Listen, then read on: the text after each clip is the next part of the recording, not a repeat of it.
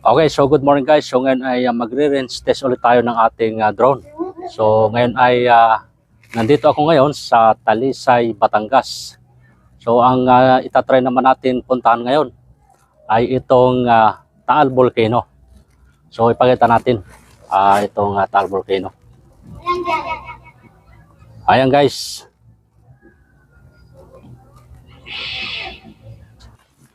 Yan guys yung Taal Volcano. Ngayon susubukan nating puntahan niya kung kakayanin nating puntahan ng ating drone. So napakalayo po niyan, Taal na yan. So makikita nyo lang dito sa video ay parang malapit siya. So parang malapit siya dahil itong bundok na ito ay malaki. Pero kung titingnan nyo sa personal ay yung mga punong kahoy na yan sa paligid niyan ay parang mga damo na lamang pero malaking puno po yan. Kaya malayo po yan. So ngayon ay susubukan natin, itatry natin na mapuntahan yan kung kakayanin ng ating drone. Okay. Okay, so mag-set up tayo ng ating drone.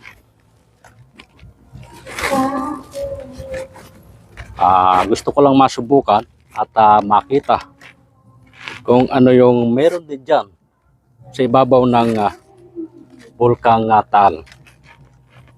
So titingnan natin kung kakayanin ng ating drone o ng ating battery. So sa drone wala naman siyang problema. Hanggat kaya ng battery ay makakarating po yan doon.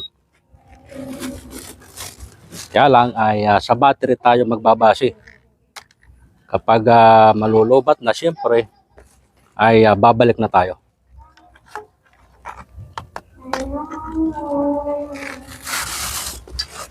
Okay, so napakalayo dito.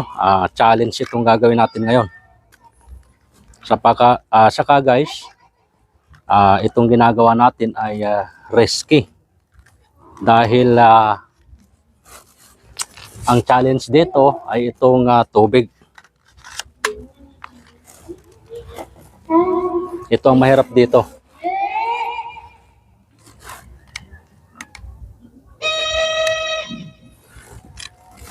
So dito guys ay piyesta ng Talisay, Batangas. Kaya maraming nagbibideo ko dito kung maririnig ninyo.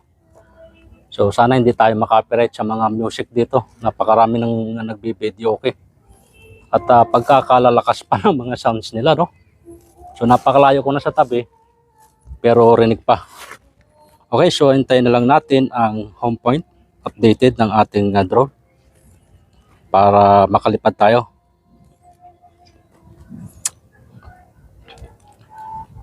Home point. So mainit guys grabe. Walang panyo.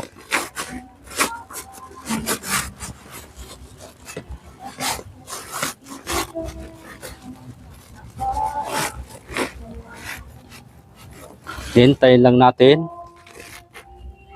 ang home point. Ayan, so take off permitted na. So check lang natin yung ating mga propeller para safety ang lipad natin.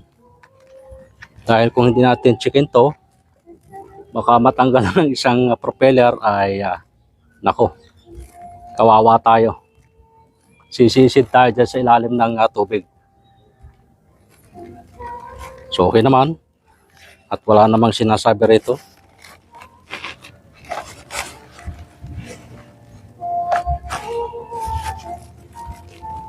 Okay, so mag-umpisa na tayo. Para mapuntahan na natin yung ano.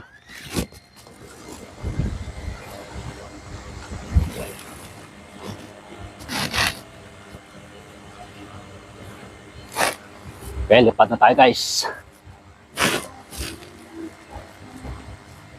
Lipat tayo.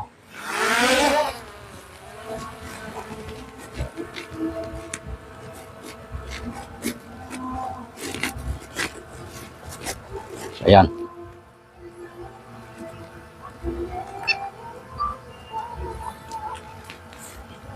Okay, lipat na tayo.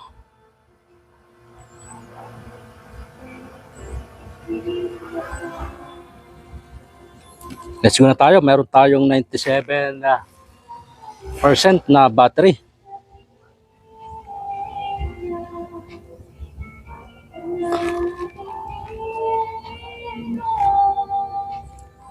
Sana umabot yung battery natin doon sa Taal Volcano para makita natin yung para makita natin ang malapitan. Okay, so taas tayo.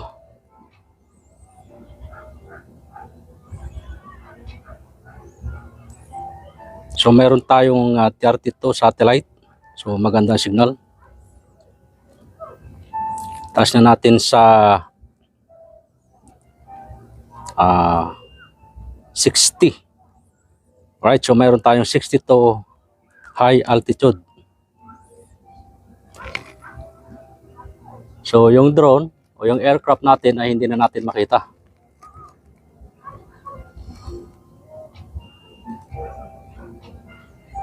Okay, so taas pa tayo at may nakikita akong mga lumilipad na mga ibon. Lalong-lalo na yung mga tagak. So baka bumangga sa atin ay magkaroon pa ng aksidente. So okay, so i-maximum na natin ang max altitude 120. Okay, so 1 kilometer na agad yung ating nilipad, yung layo mula dito sa ating base. Up. So maraming bakla dito guys. So ito yung may mga isda, yung mga tilapia. Ewan ko lang kung merong bangos dito. Pero sabi naman nila ay meron daw. Pero ang karaniwan ko nakikita ay mga tilapia.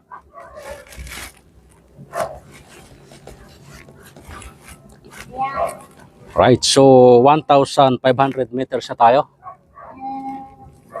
So napakadelikado guys nitong ginagawa natin dahil una sa lahat ay tubig itong nililiparan natin, itong dinadaanan.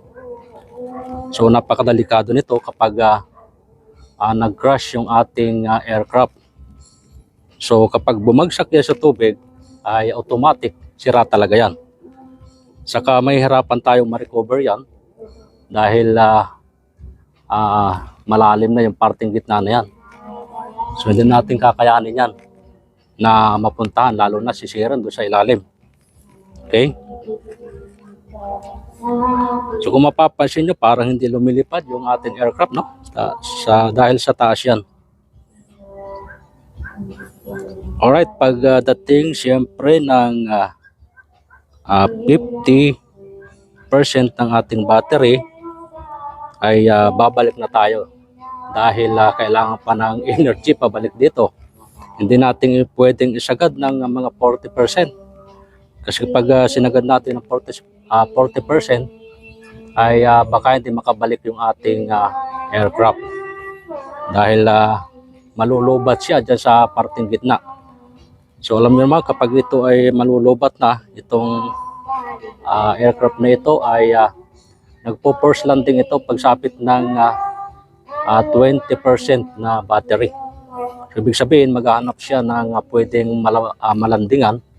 Kaya lang anong lalandingan niya dito dahil buong paligid ay tubig siya. Alright, so meron na tayong 2.8 kilometer. 2.8 kilometer na yung agwat natin mula dito sa ating kinatatayuan hanggang doon sa aircraft natin. Alright, sana ay marating natin yan at nang sa ganoon ay makita natin ng malapitan itong bulkang Taal na ito. Alright, yun, nawala yung mga kumakanta dito. So sana mamaya na sila kumanta para hindi tayo makapiright. Dahil sayang yung effort natin dito. Dahil ang ginawa ko pa ay humiram pa ako ng bangka dito sa kakilala ko para makatawid ako dito sa White House na ito, dito sa gitna ng tubig. Okay, so ang RC natin signal ay okay pa, napaka-good na good pa. So mayroon na tayong 3.5 kilometer or 3,500 meters na yung layo natin mula dito sa base hanggang doon sa ating aircraft.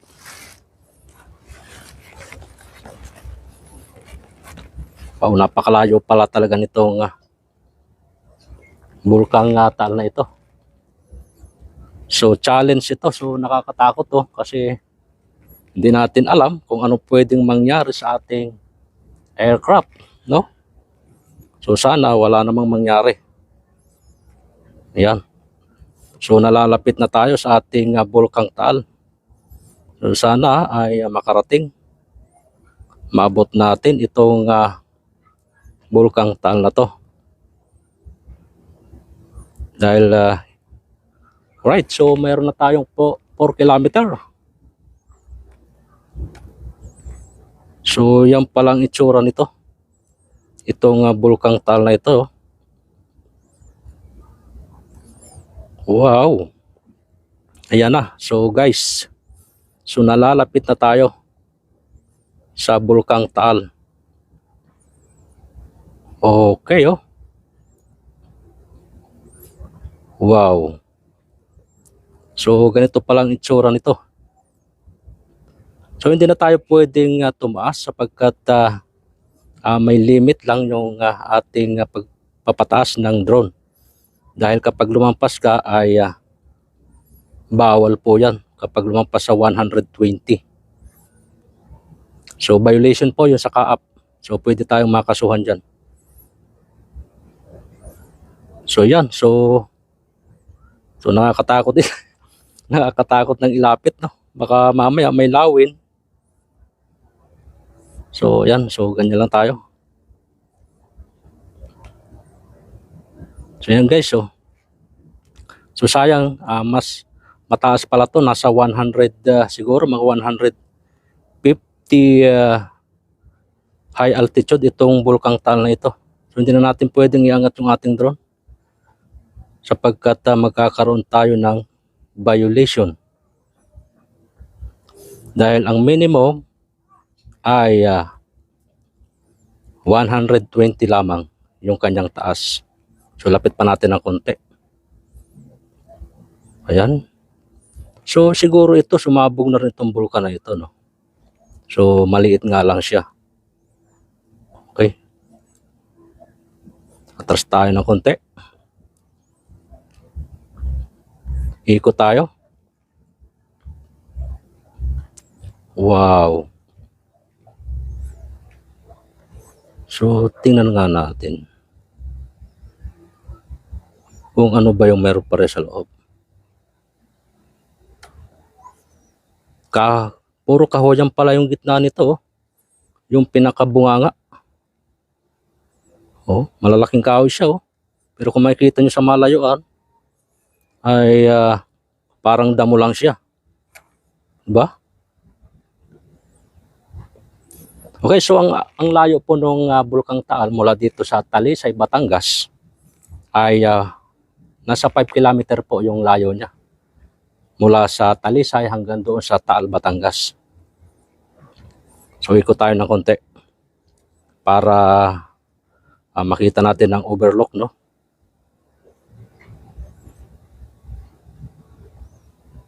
Right, so meron tayong 70% na battery. So salamat at umabot naman. Yan.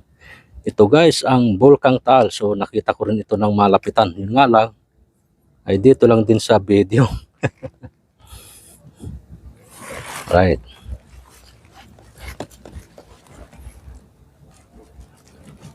Atras tayo, atras. Ayan, oh. So ano itong nasa baba? Parang mayroong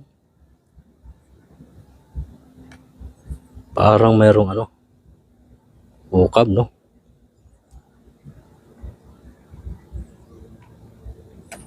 Yan guys, so parang may mga bahay din dito. Mga cottage, no?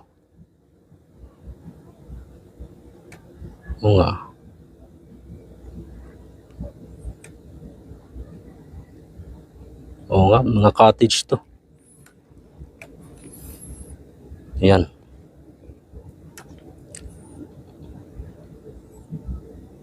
So atras na tayo at kinakabahan ako. Napakalayo nung ating aircraft sa atin. So baka mamaya magkaroon ng problema. Yan. So 65% na ating battery. So ibalik ko na to kasi nakita na natin ng malapitan yung Taal Volcano. Okay. Return to home na tayo. Para siguradong makabalik yung ating drone. Yeah.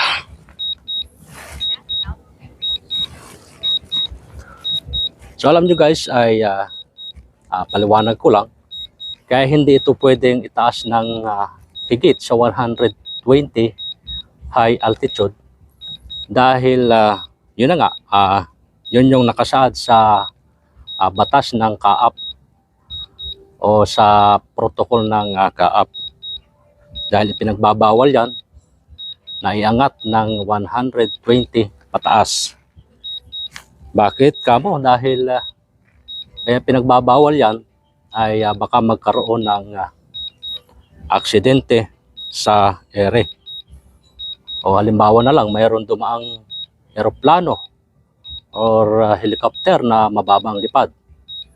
Kapag bumangga yung ating aircraft sa eroplano o sa helicopter, ay pwede silang maaksidente.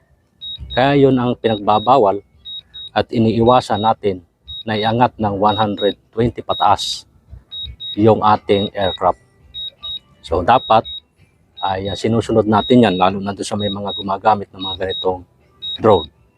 Hindi ko mo mayroon kang ganito, ay lipad ka lang ng lipad, hindi mo alam yung mga protocol na dapat na sinusunod. So kailangan, so malakas ang hangin guys . So napakalakas ng hangin.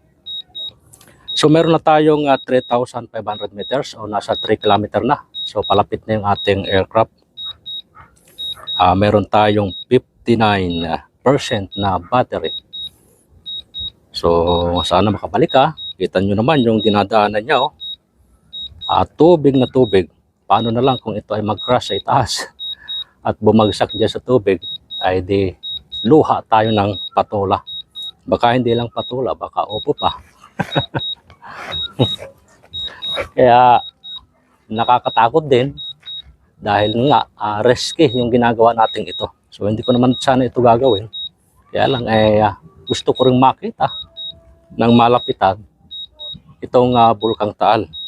So para din naman sa inyo din, para to sa iba na gusto rin namang makita at ma-share ko din sa inyo kung ano ba yung mayroon doon sa Bulkang Taal na yun.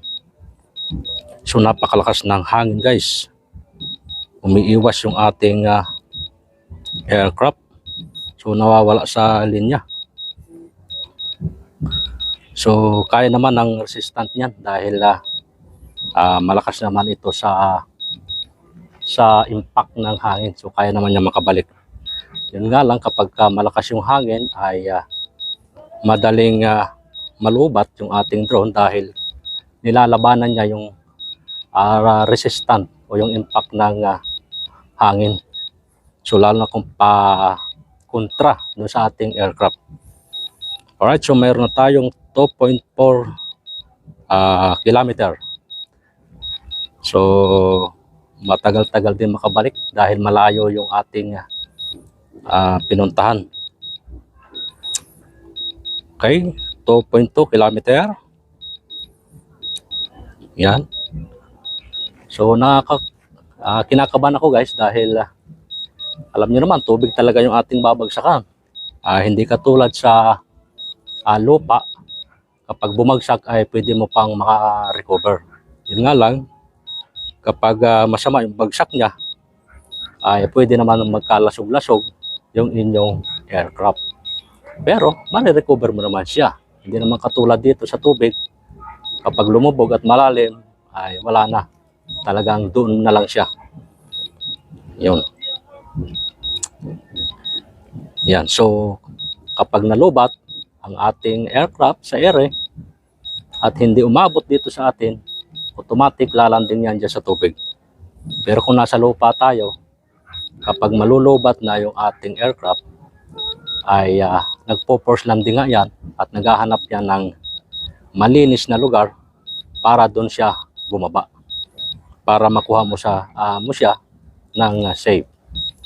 Yan. So yun yung features ng DJI Mini 4 Pro. So ganun din naman yung iba, basta brand ng DJI ay so magaganda naman yung mga features niyan. So halos pare-pares lang din. So nagkakaiba lang yan sa mga pixel ng camera at sa mga sensors, yung mga ganon. Tsaka yung mga battery life at wind resistant, yung mga ganon. Alright, so meron na tayong 1,000 meters o 1 kilometer na yung ating layo. So hindi ko pa nakikita yung aking aircraft. So asan ka na ba?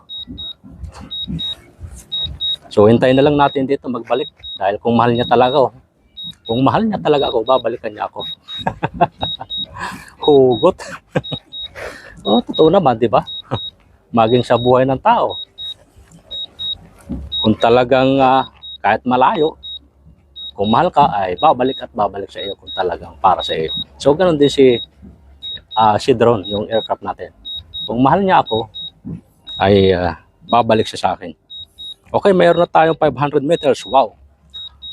Matik na yan. So makakabalik na sa atin. Pero hindi ko parang nakikita. Sana yun. Nawawala pa. So napakataas niya. Sana yun. Wala eh. 300 meters. Asan ka na? Nangangalay na ako. Oh, 180 meters. Saan na yun? Malapit na sa akin, di ko pa nakikita.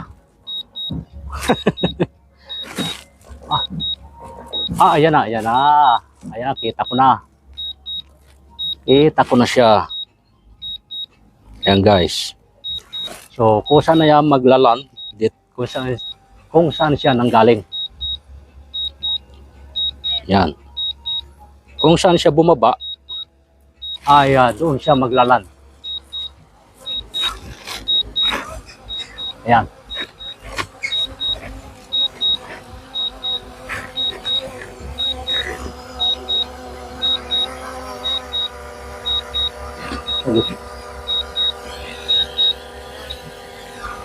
Ayan guys.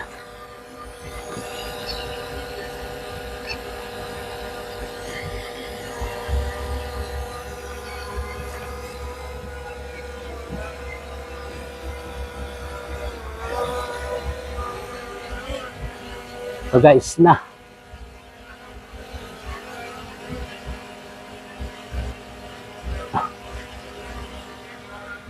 Hey guys. Nakikita ba?